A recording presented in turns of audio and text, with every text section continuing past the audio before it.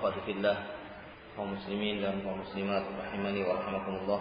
Insyaallah kita akan melanjutkan mengambil faedah dari tafsir juz amma dan kita masuk pada tafsir surat Al-Ghasyiyah. Dan ini adalah disebut dengan surat Al-Ghasyiyah karena memang ayat ini dimulai dengan ayat yang pertamanya disebut di sana dengan kalimat Al-Ghasyiyah. Dimulai dengan hal ataka hadithul ghasyiyah. Maka disebut surat ini dikenal dengan surat Al-Ghasyiyah. Dan ini adalah dikatakan oleh Al-Imam Ibnu Katsir wa hiya makkiyah. Ini adalah surat makkiyah. Masih ingat ya apa itu surat makkiyah? Apa itu? Surat yang turun sebelum hijrah. Surat yang turun sebelum hijrah. Adapun yang turun setelah hijrah dikatakan madaniyah. Sehingga surat Al-Yawma akmaltu lakum dinakum wa atmamtu alaikum ni'mati wa raditu lakum al-Islam dinan, meskipun turunnya di Arafah dan Arafah itu mengikuti Mekah,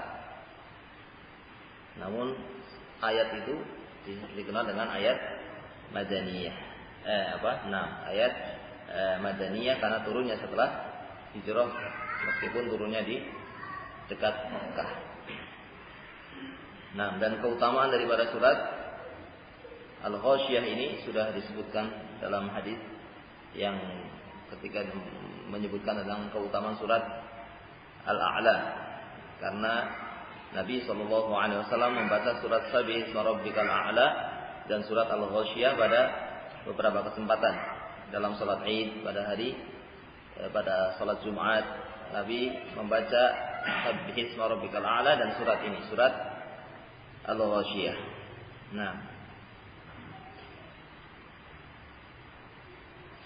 Baik. Kita masuk pada ayat yang pertama. Bismillahirrahmanirrahim. Hal ataka hadithul ghasyiyah. Ayat ini berupa pertanyaan. Hal ataka. Dan ini banyak metode pertanyaan, penjelasan tapi datangnya dengan bentuk pertanyaan. Ini banyak dalam bahasa Arab. Dan Nabi SAW menyebutkan dalam banyak hadisnya, ingin mengajarkan sesuatu, menyampaikan sesuatu namun dengan bentuk pertanyaan. Dan ini dilakukan bentuk ini dalam rangka untuk mengambil intibah, mengambil perhatian. Biasanya kalau ingin menyampaikan sesuatu namun bentuknya dengan pertanyaan, maka orang yang ingin kita ajari atau orang yang ingin kita sampaikan kepadanya ilmu akan semakin perhatian karena bentuknya dengan pertanyaan. Maka di sini Allah Subhanahu wa taala mulai dengan pertanyaan, hal ataka hadithul ghasyiyah. Apakah telah datang kepadamu surat Al-Ghasyiyah? Apakah telah datang kepadamu berita tentang Al-Ghasyiyah? Sudahkah datang kepada engkau berita tentang Al-Ghasyiyah? Al-Ghasyiyah ini adalah apa? Nama dari nama-nama hari kiamat.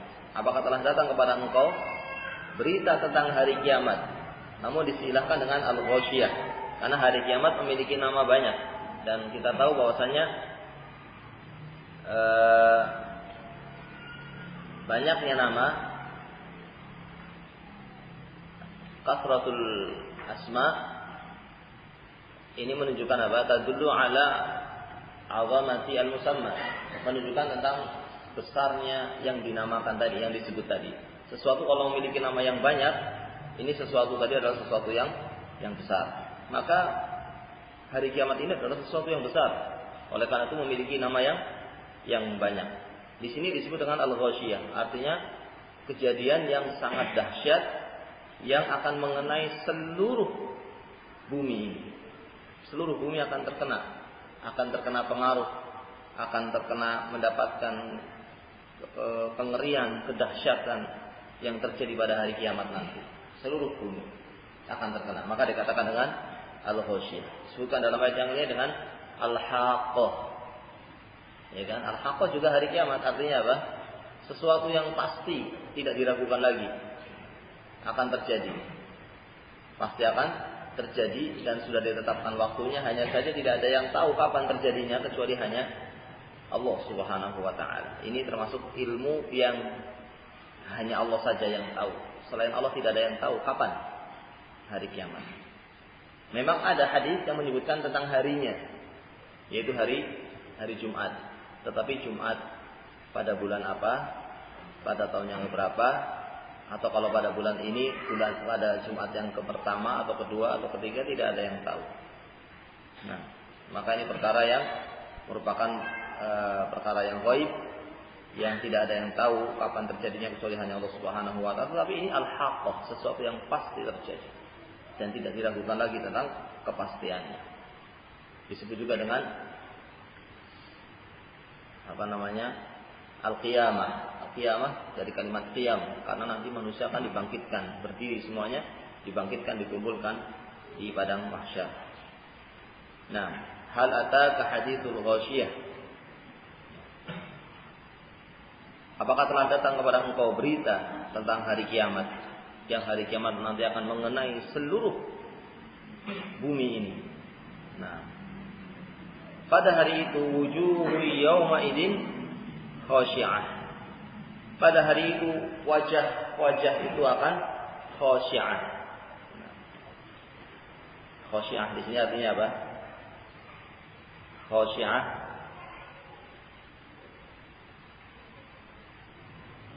dikatakan oleh Al-Imam Ibnu Katsir, wujuhu yawma idzin khashi'ah ay dzalilah. Qalahu Qatadah. Imam Qatadah mengatakan khashi'ah di sini dzalilah, hina. Bukan khashi'ah itu bukan khusyuk yang artinya ibadah, bukan khusyuk dalam ibadah, tetapi wajah-wajah pada hari itu menjadi wajah-wajah yang hina, wajah-wajah yang putus asa. Nah, bagaimana ayat yang pernah lewat, surat apa itu? Absaruha khashi'ah yaquluna inna lamarduduna fil hafirah. Orang-orang kafir nanti wajah mereka hina, putus asa, merasa tidak ada, sudah mereka tahu tidak ada yang bisa menolong mereka. Nah, dan mereka tidak akan mendapatkan pertolongan dari Allah Subhanahu wa taala. Mereka melihat kenyataan yang mereka ingkari pada waktu di dunia, terjadinya hari kiamat ini. Maka absaru wa khashi'ah, hati mereka mata-mata mereka menjadi mata-mata yang hina, putus asa. Yaquluna a inna lamarduduna fil hafirah, apakah kami nanti betul-betul akan dibangkitkan lagi? Padahal sudah menjadi tanah, sudah bercampur tulangnya dengan tanah, bagaimana akan dibangkitkan lagi? Kalau demikian keadaannya, tentu akan rugi, dan memang mereka nanti akan jadi orang-orang yang rugi karena kekafirannya. Wujuhu yawma idin khashi'ah. Nah, khashi'ah di sini i'rabnya apa ini? Khabar, ya, mubtada. Wa wujuhun itu mubtada. Wujuhun yawma idin khashi'ah. Namun mubtadanya di sini nakirah. Nah, yang belajar bahasa Arab tahu wujuhun di sini mubtada tapi apa? Nakirah. Biasanya kalau mubtada itu apa? Ma'rifah. Ya, ada alif lamnya. Tapi di sini tidak. Nah, ini dalam bahasa Arab boleh. Terkadang mubtada itu nakirah dengan beberapa sebab. Di antaranya ketika untuk menyebutkan tanwi', ketika untuk menyebutkan beberapa keadaan. Nah, misalnya ada siswa yang menulis dan ada siswa yang tidak menulis. Nah, maka di sini kita boleh menggunakan kalimat talibun atau tullabun. Nah, yaktubun wa tullabun la yaktubun. Boleh pakai mubtadanya pakai apa? Pakai tanwin, boleh. Karena kita menyebutkan dua keadaan, ada yang menulis, ada yang tidak menulis. Dan sini juga begitu. Wujuhu yawma idin khashi'ah. Nanti dalam ayat yang berikutnya ada kalimat wa wujuhu yawma idin apa? Wujuhu yawma idin khashi'ah, wujuhu yawma idin na'imah. Nah, Karena dalam rangka untuk menunjukkan berbagai keadaan, ada dua keadaan, ada wajah yang khosyi'ah dan ada wajah yang na'imah, maka mubtada'nya di sini apa? Nakirah. Nah. Ada juga yang mengatakan di sini sebetulnya ma'rifah, tapi muqaddar. Muqaddar. Di sana ada kalimat yang tidak ditampakkan, itu apa?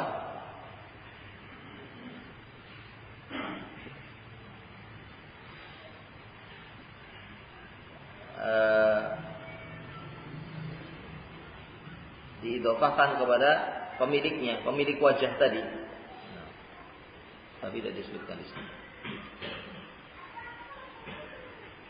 Wujuhu ashabi, atau wujuhu ashabiha khasyi'ah.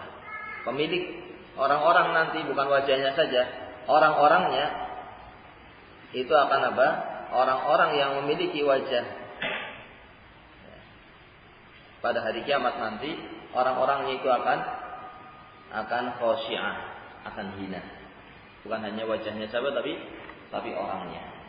Nah, sehingga apa namanya? Di sini ada yang tidak ditampakkan. Wujuhun atau ashabu wujuhin yauma idin khasyi'ah. Takdirnya ashabu wujuhin. Ya, takdirnya ashabu wujuhin yauma idin khasyi'ah. Apa namanya? Pemilik wajah itu orang-orang nanti pada hari kiamat, pada hari yang mengenai seluruh bumi ini, kengeriannya itu akan hina. Amilatun nasibah. Amilatun nasibah di sini ada khilaf di antara para ulama maknanya, namun keduanya wallahu a'lam bishawab, ini bisa diterima. Ada yang mengatakan amilatun di sini adalah dikatakan qad amilat amalan katsira. Amilah artinya telah banyak berbuat, telah banyak beramal, tapi amalannya amalan yang nasibah. Amalannya itu amalan yang bahkan membuat capek. Amilatun nasibah, telah banyak beramal dan amalan yang membuat dia capek, membuat dia kepayahan. Namun ternyata tasla naron hamiyah. Ternyata dengan amalan yang sudah banyak dan membuat capek, ternyata dia malah masuk ke dalam neraka. Nah, bisa dipahami? Ini yang pertama. Amilah, ini orang dikatakan di sini dalam tafsir Ibnu Katsir, amilatun nasibah qad amilat amalan katsira wa nasabat fihi, dia telah banyak beramal dan telah capek, tapi kemudian dia apa? Tasla naron hamiyah, kemudian dia masuk ke dalam an-nar, ke dalam neraka yang panas. Dan ini pendapatnya, atau ini disebutkan oleh sahabat Abdullah ibn Abbas radhiyallahu anhuma. Jadi dia telah beramal dengan amalan yang nasibah, yang capek. Capeknya di mana ini? Capeknya di mana? Di dunia. Dia telah beramal dengan amalan yang membuat dia capek, kepayahan di dunia. Nasibah di sini, nasibahnya di dunia. Dia beramal dengan amalan yang begitu banyak, capek, yang nasibah, tapi ternyata tidak mendekatkan diri kepada Allah Subhanahu. Tapi amalan tersebut ternyata tidak mendekatkan diri kepada Allah Subhanahu wa ta'ala. Seperti yang disebutkan dalam surat Al-Kahfi, "Qul hal nunabbi'ukum bil akhsarina a'mala alladziina dhalla sa'yuhum fil hayatid dunya wa hum yahsabuna annahum yuhsinuna sun'a." Katakanlah, apakah mau kami beritakan kepada kalian orang yang paling rugi amalannya, orang yang beramal tapi rugi? Siapa mereka? Alladziina dhalla sa'yuhum, sudah banyak beramal tapi salah. Dhalla sa'yuhum, usahanya salah, amalannya salah. Fil hayatid dunya, waktu di dunia. Wa hum yahsabun, dan mereka menyangka annahum yuhsinuna sun'a, menyangka sedang berbuat dengan perbuatan yang sangat baik. Sebagaimana yang dilakukan oleh sebagian orang yang melakukan apa yang disilahkan dengan jihad sekarang. Dianggapnya sudah berbuat baik. Maka ini tidak mendekatkan diri kepada Allah. Nah, ini termasuk yang rugi amalannya. Semakin tambah dana yang digunakan, semakin rugi lagi. Karena itu amalan bid'ah, amalan yang tidak mendekatkan diri kepada Allah, namun malah menjauhkan dari Allah, menjauhkan dari sunnah, jauh dari sunnah, tidak dekat dengan sunnah. Bid'ah itu artinya bertentangan dengan sunnah. Maka kalau orang semakin bersemangat, tapi dalam bid'ah, ya semakin apa? Semakin jauh. Semakin dananya semakin besar, semakin besar kesalahannya. Apalagi sampai bunuh diri, meledakkan diri, wah, semakin jelek lagi perbuatan tadi. Perbuatan yang yang jelek, perbuatan yang tidak sesuai dengan sunnah, dijalankan dengan semakin semangat, itu semakin menjauhkan diri dari Allah Subhanahu wa taala. Maka seseorang harus berhati-hati, seorang harus teliti sebelum beramal, yakin bahwasanya amalan ini adalah amalan sunnah, bahwasanya amalan ini adalah amalan yang disyariatkan oleh Allah Subhanahu wa taala. Jangan kemudian seorang itu sudah capek berbuat, beramal, ternyata ternyata tidak mendekatkan diri kepada Allah Subhanahu wa taala, justru malah akan memasukkan ke dalam neraka. Nah, ini bukan berarti kita meniadakan yang namanya apa? Namanya jihad, bukan. Bukan jihad yang tidak baik, tapi itu yang dilakukan bukan jihad yang disyariatkan, bukan seperti itu jihad yang disyariatkan. Itu adalah perkara yang bertentangan, tidak sesuai dengan syariat Allah Subhanahu wa taala, bukan jihad yang dicontohkan oleh Rasulullah sallallahu alaihi wasallam. Maka kita berlepas diri dari perbuatan orang-orang yang seperti itu, yang tidak di atas sunnah, tidak di atas petunjuk Rasulullah sallallahu alaihi wasallam. Nah, sebagaimana juga pernah terjadi di zaman sahabat, di zaman sahabat Abdullah bin Mas'ud radhiyallahu anhu. Ketika itu ada orang-orang di masjid, kalau tidak salah di Kufah, orang-orang berkumpul.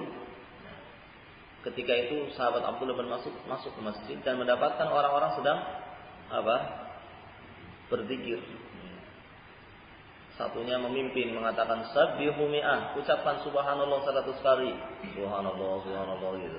Satu lagi, hallilu mi'ah, ucapkan la ilaha illallah 100 kali. La ilaha illallah, la ilaha illallah. Kabbiru mi'ah, ucapan takbir 100 kali. Allahu Akbar, Allahu Akbar. Melihat itu sahabat Abdullah bin Mas'ud diam atau mengingkari? Mengingkari. Nah, para sahabat masih hidup, apakah kalian merasa lebih dari para sahabat? Apakah kalian merasa lebih baik dari para sahabat sehingga kalian melakukan amalan yang seperti itu? Para sahabat tidak melakukannya. Berarti ada dua kemungkinan. Kemungkinan dianggapnya para sahabat tahu tapi tidak mengamalkan, berarti mereka lebih baik. Atau apa? Atau para sahabat tidak tahu dan mereka yang tahu. Mungkin apa tidak? Tidak mungkin. Bagaimana mereka lebih tahu dari para sahabat? Kedua-duanya tidak mungkin. Kemudian mereka mengatakan, ya Abdurrahman, ma nuridu illa khair. Ya wahai sahabat Nabi, kami tidak menginginkan kecuali kebaikan. Kemudian sahabat tadi mengatakan, kami muridin khair lam yusibku. Betapa banyak orang yang menginginkan kebaikan tapi tidak mendapatkannya. Bukan berarti subhanallahnya tidak baik, bukan. Subhanallahnya baik, tapi subhanallah yang dipimpin ucapan 100 kali ini tidak ada dalam syariat. Dipimpin mengatakan ayo subhanallah 100 kali, tidak ada. Zikir dengan dipimpin, kemudian yang lainnya mengikuti, tidak ada. Tidak ada. Tata caranya itu tidak ada. Bukan subhanallahnya tidak benar, subhanallahnya kalimat yang sangat mulia, kalimat yang akan memenuhi langit dan bumi timbangannya nanti. Alhamdulillah, kalimat yang akan memenuhi langit dan bumi timbangannya. Allahu Akbar, kalimat yang luar biasa. La ilaha illallah. Dikatakan dalam hadis, law anna samawati wal ard wa sab'ina wal ard, law anna samawati wal ard wa ma fihinna wa sab'ina, law anna samawati as-sab'a wa ma fihinna wal ardina sab'a fi kifatin, seandainya langit yang 7 dan bumi yang 7 ada pada satu anak timbangan, wa la ilaha illallah fi kifatin, dan la ilaha illallah pada anak timbangan yang satunya, la malat bihinna la ilaha illallah, akan lebih berat kalimat la ilaha illallah. Tapi caranya tidak dengan dipimpin ucapkan la ilaha illallah 100 kali, tidak ada cara yang seperti itu. Juga tidak sambil joget-joget. La ilaha illallah tidak sampai joget-joget, tidak ada yang seperti itu. Tidak ada syariatnya, tidak ada contohnya dari Nabi SAW. Bukan la ilaha illallahnya tidak baik, tapi caranya juga harus mengikuti caranya Nabi SAW. Ada beberapa hal yang harus diperhatikan dalam menjalankan amalan ibadah. Bukan hanya dari sisi itu sebagai sesuatu ibadah saja secara lafaz atau perbuatan, tetapi dilihat sebabnya. Imam Syekh Muhammad SAW menyebutkan dalam keterangan beliau terhadap kitab Al-Arba'in Nawawi, ada 6 perkara yang harus diperhatikan supaya mencocoki sunnah. Dilihat sebabnya, dilihat tata caranya, dilihat ukurannya, timbangannya, ketentuannya. Seperti misalnya misalnya hewan korban misalnya. Hewan korban sudah ditetapkan hewannya, yaitu apa? Kambing, sapi, onta, apa lagi? Sudah. Nah, kemudian ada orang yang mau korban dengan kuda. Bisa gimana? Boleh apa tidak? Ya tidak diterima meskipun harganya lebih mahal dari kambing. Harga lebih mahal dari kambing, tapi tidak sesuai dengan apa yang dicontohkan oleh Rasulullah SAW. Begitu pula sholat. Ya, sholat juga ada ketetapannya, ada sebab-sebabnya. Tidak boleh kita membuat sebab tertentu yang membuat kita menjadi kemudian melakukan sholat. Ada sholat tahiyatul masjid, ketika masuk masjid kemudian kita sholat sunnah 2 rakaat. Tapi kalau mau setiap masuk rumah sholat 2 rakaat, boleh atau tidak? Ya nggak ada. Bukan sholatnya tidak baik, tapi kalau dijadikan sebagai sebab masuk rumah, setiap masuk rumah jadi dengan masuknya kemudian sholat, ini tidak ada contohnya dari Rasulullah SAW. Ala kulli hal, seorang harus hati-hati sehingga tidak menjadi orang yang masuk sebagaimana dipahami oleh sebagian salaf, sebagian ulama tentang makna ayat ini. Amilatun nasibah, sudah beramal, nasibah dan capek, tapi tasla naron hamiyah. Makna yang kedua adalah amilah fid dunya bil ma'asi. Amilah fid dunya bil ma'asi.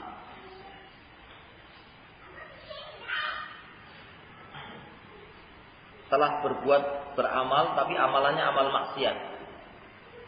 Nasibah, maka di neraka nanti nasibah finnari bil azabi wal aghlal, kepayahan. Kepayahannya itu nanti di akhirat, di neraka.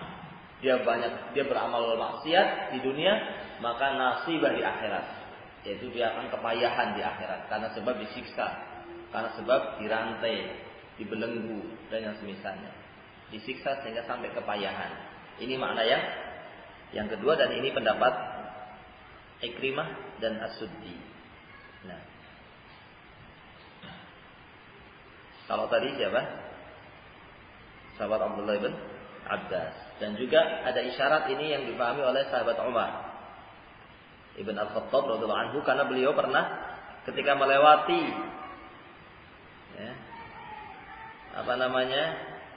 melewati rumah seorang pendeta rohib, melewati rumah orang yang ahli ibadah dari orang Nasoro. Kita tahu orang Nasoro itu ibadahnya tidak ada dasarnya. Orang Nasoro itu beribadah tapi tanpa ilmu, maka dikatakan apa? Dhalin, orang yang sesat.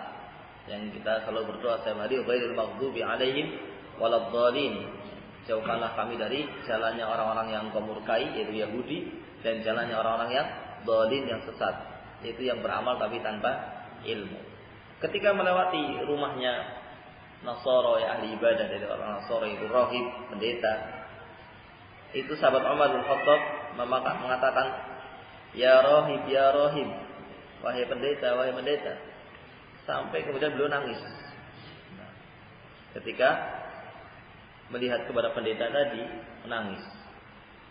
Faja'ala Umar yanzuru ilaihi fa yabki. Faqila lahu ya Amirul Mukminin. Kemudian ada yang mengatakan ya Amirul Mukminin, ada yang berkata menanyakan wahai Amirul Mukminin. Ini kepada sahabat Umar tadi. Ma yubkika min hada? Apa yang buat engkau nangis melihat pendeta kok menangis? Ternyata beliau mengatakan apa? Dzakartu qaulullah azza wa jalla, aku ingat firman Allah Subhanahu wa taala, amilatun nasibah tasla naran hamiyah. Aku ingat firman Allah ketika melihat pendeta tadi, ingat orang yang beramal tapi amalannya tidak mendekatkan diri kepada Allah Subhanahu. Banyak beramal, capek, tapi ternyata tidak mendekatkan diri kepada Allah Subhanahu wa taala. Tidak diterima oleh Allah Subhanahu wa taala. Fadzakal ladzi abkani, itulah yang membuat aku menangis.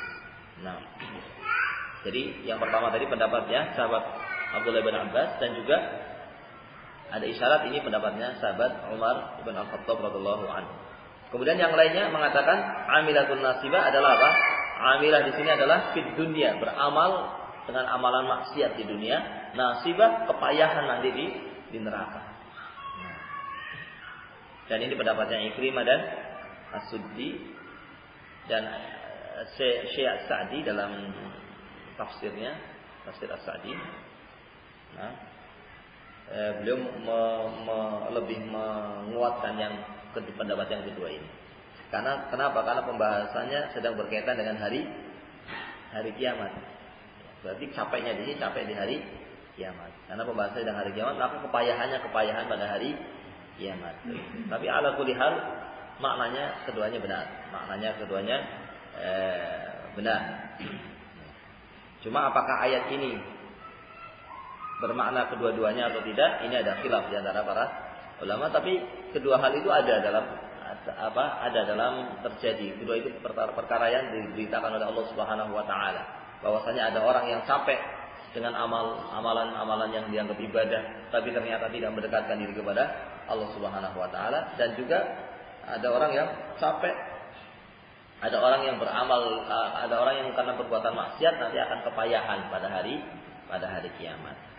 Nah, tasla naron hamiyah, dan mereka nanti akan masuk ke dalam an-nar, dalam neraka, api yang panas, api yang hamiyah, yang panas. Dikatakan oleh Qatadah dan juga Ibnu Abbas sebelumnya, dan juga oleh Al-Hasan Al-Basri, tasla naran hamiyah ay haratun syadidatul har, atau haratun syadidatul har. Ini api yang sangat panas, akan masuk ke dalam api yang sangat panas, yang sudah pada puncak panasnya. Bagaimana tidak? Dikatakan dalam hadis bahwasanya api neraka itu sudah dinyalakan selama 1000 tahun dalam keadaan merah, dinyalakan selama 1000 tahun sampai merah. Nah, kemudian setelah itu dinyalakan lagi 1000 tahun sampai apa? Sampai putih. Jadi merah, panaskan lagi sampai putih. Kemudian dinyalakan lagi 1000 tahun sampai hitam, kelam, gelap. Nah, warnanya apinya itu sudah api yang warnanya dari merah sampai putih sampai hitam.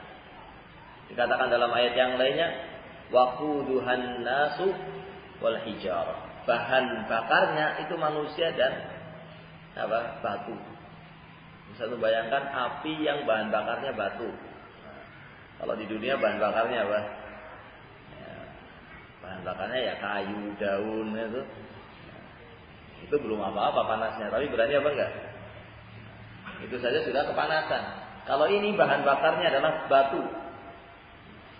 Nah, bisa dibayangkan bagaimana api yang bahan bakarnya adalah batu. Batunya menyala. Nah, ini batunya sebagai bahan bakarnya.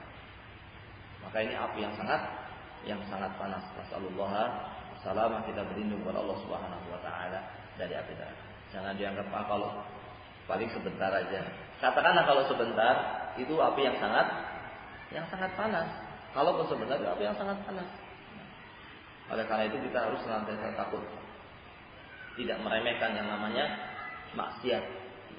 Sekecil apapun maksiat tadi akan menyeret kepada api. Kemaksiatan sekecil apapun akan menyeret kepada api neraka. Sehingga tidak boleh seorang itu meremehkan maksiat sekecil apapun, dan segera bertobat kepada Allah Subhanahu wa taala. Ketika dirinya tahu berbuat maksiat, segera bertobat. Karena dengan tobat ini maka orang tadi seperti orang yang tidak berdosa. Seperti orang yang tidak berdosa lagi sudah. Yang namanya manusia pasti terjatuh kepada kemaksiatan, kesalahan. Tapi ketika seorang sudah tahu dirinya terjatuh kepada kemaksiatan, itu segera bertobat. Bukan perkara yang aneh ketika manusia terjatuh kepada kemaksiatan, itu sesuatu yang memang pasti akan terjadi. Tapi yang aneh itu bagaimana orang tahu berbuat maksiat tapi terus dia lakukan. Maka seorang itu ketika tahu dirinya berbuat maksiat segera kembali kepada Allah Subhanahu wa taala, sehingga seperti orang yang tidak berdosa lagi dan tidak akan terkena siksa Allah Subhanahu wa taala. Siksa api neraka yang sangat panas. Nah, ini kalau sebentar dan tidak ada sebentar, ya. Tidak ada sebentarnya saja itu sangat lama sebagaimana sudah pernah kita sampaikan dalam ayat yang lainnya. Nah, kemudian tusqa min 'ainin aniyah, dan akan diberi minum min 'ainin, dari mata air, dari air yang mengalir, mata air itu air yang terus keluar, ya kan?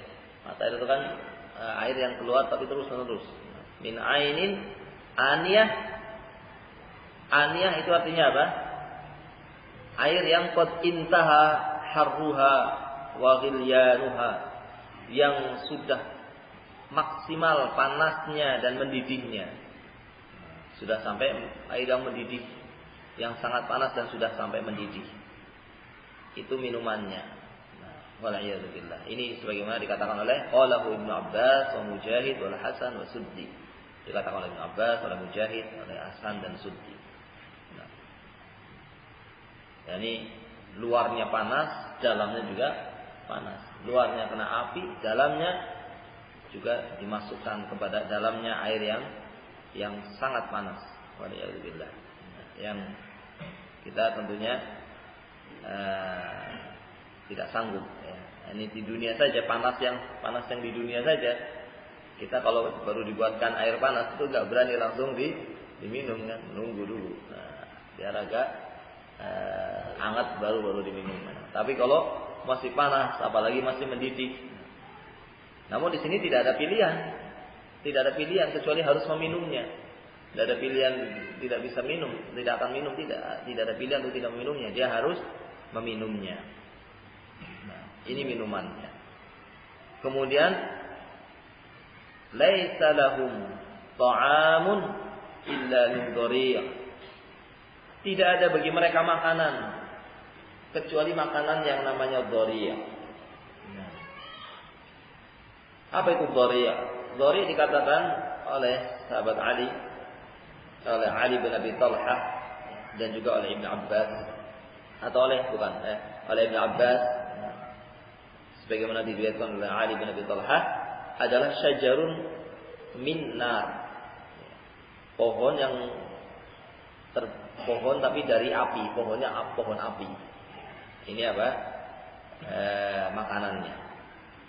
Dhari adalah pohon atau buah tapi dari api, atau buah yang keluar dari pohon api. Nah, kemudian yang lainnya mengatakan seperti Sa'id bin Jubair mengatakan huwa zakum. Inilah yang dikatakan dengan zakum. Zakum itu dikatakan oleh sahabat Abdullah bin Abbas, seandainya satu tetes zakum, ada yang tetes getahnya, ada yang jatuh ke bumi, satu tetes saja itu akan hancur seluruh bumi. Seluruhnya hancur dengan satu tetes zakum yang jatuh ke bumi. Bagaimana dengan yang memakannya? Yang kejatuhan tetesannya saja itu hancur bumi ini. Bagaimana dengan yang memakannya? Tidak bisa dibayangkan bagaimana kerasnya siksa Allah Subhanahu wa taala. Siksa api neraka. Siksa yang sangat keras. Nah, kemudian dikatakan oleh yang lainnya, qala Ibnu Abbas wa Mujahid wa Akrimah wa Abu Jauza wa Qatadah, yang dimaksud dengan dhari adalah asy-syibriq. Asy-syibriq ini buah tapi di Arab ada, ya. dikenal oleh orang-orang Arab, mengenalnya, namanya shibrik. Yaitu orang Quraisy mengatakan ketika pada musim Rabi', pada musim dingin, kata Qatadah, orang-orang Quraisy pada musim dingin buah ini dikatakan shibrik. Pada musim panas buah ini dikatakan apa? Dori.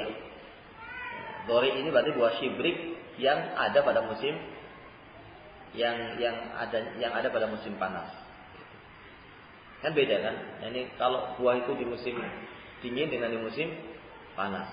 Buahnya keluarnya di musim dingin, tapi ketika di musim panas dia akan berubah menjadi keras.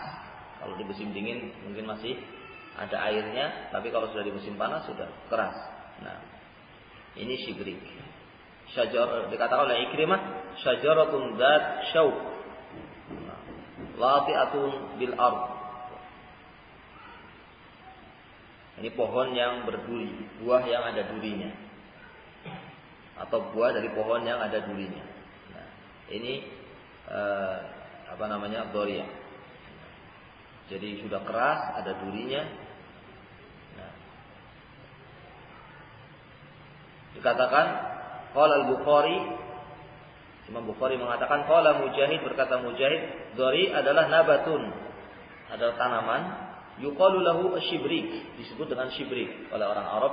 Itu yang dikatakan tadi, kalau musim dingin dikatakan shibrik. Yusammihi alul Hijaz, orang-orang Hijaz mengatakan dori' idaya bisa, kalau kering. Ini kalau pada musim panas kering namanya dori'. Kalau pada musim dingin namanya shibrik. Dan dia adalah wahwa summun, buah yang beracun. Sudah bercampur lagi, sudah keras, berduri, beracun. Wala'iyadzubillah. Nah, ini tidak ada makanan selain ini. Laisa lahum ta'am, tidak ada makanannya kecuali hanya ini saja. Illa min dhari. Dikatakan oleh Qatadah juga min syarrit ta'am wa absya'uhu wa ahbathuhu. Adalah sejelek-jelek makanan. Paling kotornya, paling jeleknya makanan, dan paling baunya makanan. Nah, hobi makanan yang sangat jelek, sangat menjijikkan. Nah, baik. Kemudian disebutkan sifatnya juga dalam ayat berikutnya, buah tadi adalah buah yang la yusminu wala yughni min ju'. Buah yang tidak akan mengenyangkan, tidak akan membuat gemuk, wala yughni min ju', dan tidak akan menghilangkan lapar. Buah yang tidak akan menghilangkan lapar. Makanan tapi tidak akan menghilangkan lapar. Semakin makan makanan ini bukan semakin kenyang, tapi malah semakin tersiksa. Orang lapar tidak ada makanan, tapi makanannya kalau dimakan justru malah akan semakin tersiksa dengan makanan ini. Maka khonafidin azanallahu wa iyyakum,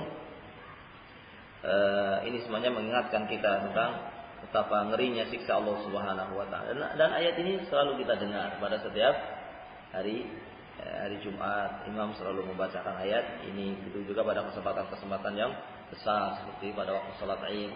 Ini mengingatkan betapa dahsyatnya hari kiamat dan betapa mengerikannya siksa Allah Subhanahu wa taala, siksa yang sangat keras. Nah, yang ini tentunya mendorong kita untuk senantiasa takut dari api neraka. Nah, takut dari api neraka dengan apa yang kita bisa lakukan. Paling tidak, kalaupun kita tidak bisa membantu, paling tidak kita tidak menyakiti, tidak berbuat zalim. Kalaupun kita tidak bisa memberi sesuatu, ya paling tidak mencaci makinya, tidak menghardiknya, atau yang lain. Dan kalau kita tidak bisa memberikan sesuatu, paling tidak memberikan senyum, paling tidak tidak menyakiti orang dengan berbagai jenis kezaliman, apalagi pada saudara-saudara yang seiman. Karena orang yang beriman, wal mu'minun wal mu'minat ba'dhum awliya'u ba'd. Orang-orang yang beriman, baik laki-laki ataupun perempuan, sebagian mereka adalah mencintai sebagian yang lainnya. Ini orang yang beriman. Orang beriman itu memiliki sifat mencintai orang beriman yang lainnya. Maka mungkinkah orang yang mencintai akan berbuat jelek kepada yang dicintainya? Ya tidak. Maka orang yang beriman tidak akan berkeinginan berbuat zalim, tidak akan berkeinginan untuk menyakiti kepada saudaranya. Bahkan sebaliknya, karena mencintai maka akan saling membantu, akan saling ikut merasakan kesedihannya dan yang semisalnya. Nah, baik, maka ayat-ayat ini mengingatkan kita kepada kerasnya siksa Allah Subhanahu wa taala. Selanjutnya Allah Subhanahu wa taala berfirman, sudah ya? Saya kira sudah isya. Baik, barangkali ini dulu yang kita sampaikan. Mudah-mudahan bermanfaat. Wallahu taala a'lam bishawab. Wassallallahu ala nabiyyina Muhammad wa ala alihi washabbihi ajma'in.